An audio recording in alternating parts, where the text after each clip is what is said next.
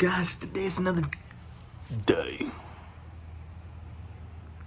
We're back at it with another video. In this video, we're gonna install the big brake kit on the Miata, see if it fits, see if it clears the wheels. This should. Let's see what happens. All right, so first we're gonna do the passenger side, take the wheel off, and we're gonna disassemble the brakes first, so you can go step by step.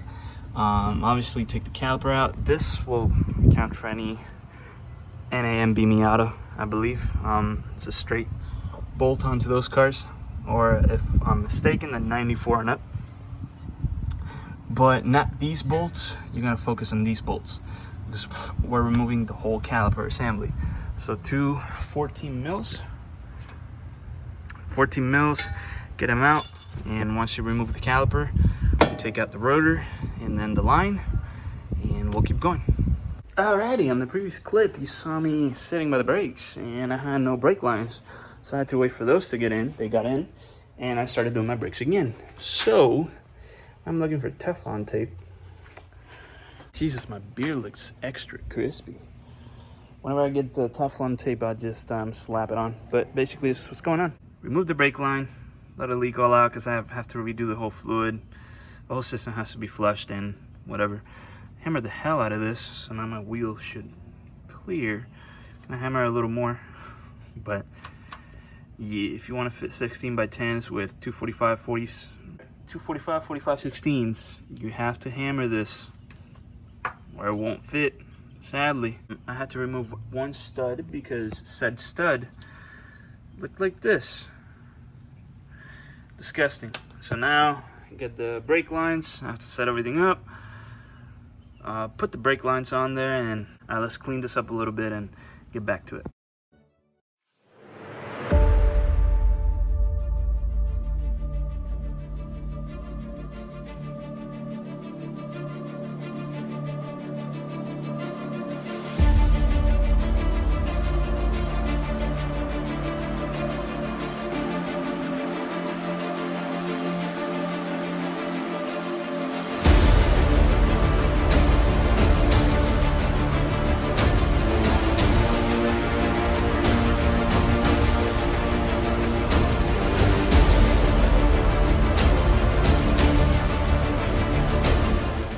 Alright, so now that we're on this side, remove the wheel, clean up the surfaces as much as you can.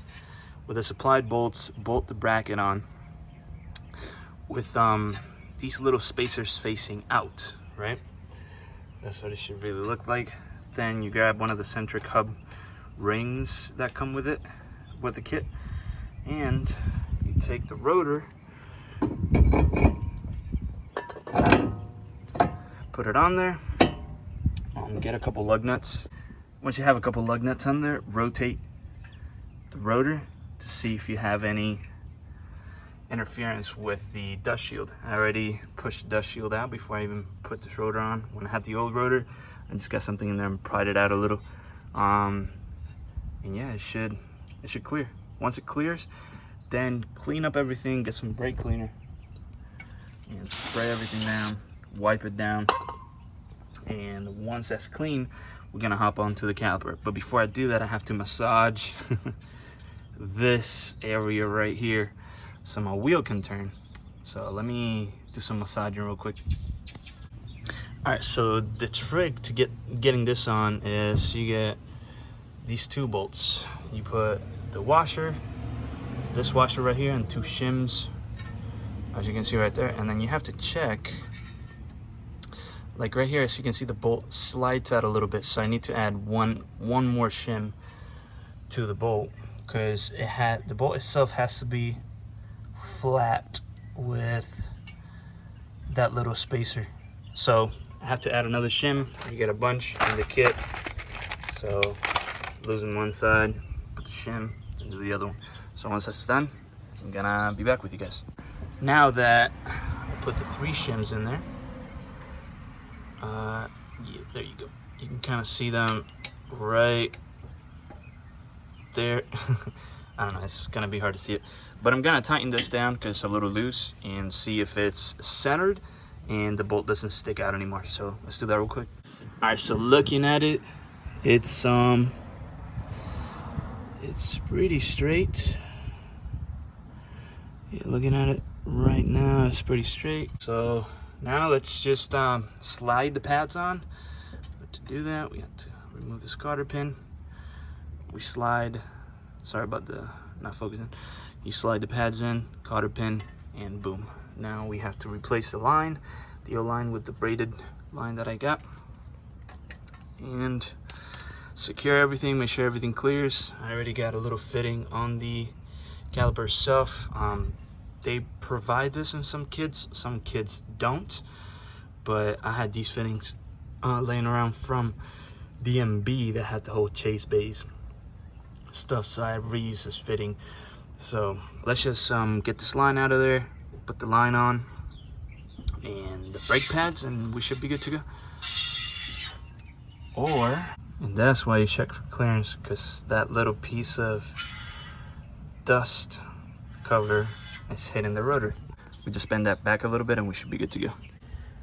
Pads in, line in. I'm gonna zip tie it somewhere safe to where the wheel doesn't hit it.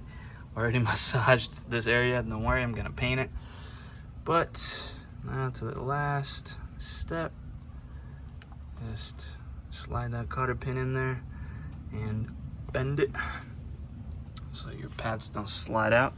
But that's it, guys. This is the easiest brake install ever. You just have to have patience, check things. Everything good now. It's just touching the brake pad right here.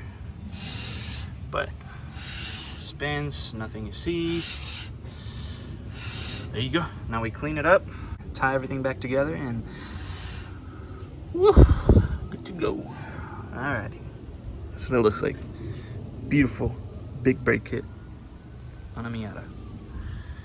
Nice. Ready? Yeah.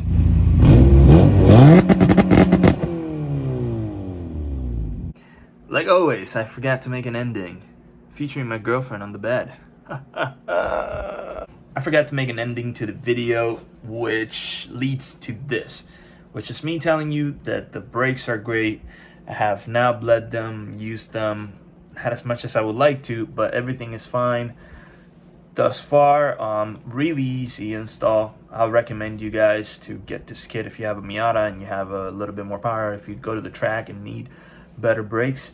I got all my stuff from Drift HQ, so I'm gonna link them down below. Before they add them bottom and they're all the way up there now, but I used to get all my parts right there for this build. At least I was getting all my parts from them, and yeah, pretty cool people. So if you want to get this brake kit, link down below.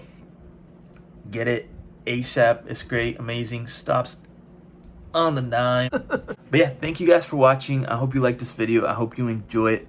Comment, like, subscribe for more content like this. Please help a brother out with the algorithm. Subscribe, like, show your friends. People want to have a compound too. But yeah, thank you guys. I'll catch you on the next one. Peace.